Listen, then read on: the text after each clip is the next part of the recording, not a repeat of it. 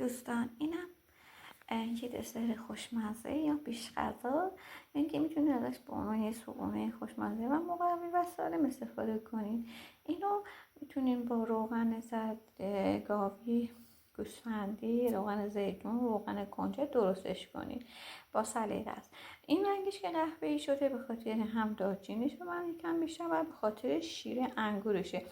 هر کی دوست داره یه سلیقه داره. سلیقه من این بود که شیر انگور قاطیش کنم، ولی شما که دوست داشتین میتونید از عسل استفاده کنید، شکر قهوه، شکر سفید.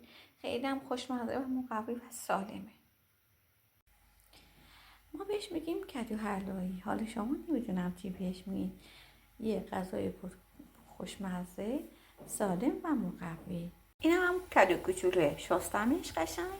بعضی دوستان پوستشو بگیرن، من دوست نداشتم پوستشو بگیرم. همینجا قشنگ تمیز شستمشون، چیدمشون تو قابل متا. مرحله بعدی به این مرحله رسید، آب بس شد و خوشمزه. حالا دوستان با روغن زیتون، روغن کنجد قاطیش میکنین، یک کمی دارچین میریزیم داخلش. اونایی که دوست دارن با شکر میریزن، بذارن یک کمی بپزه. هر کی هم دوست نداشت که میخواد رژیمی باشه، با شیر انگور خیلی هم خوشمزه میشه، عالی.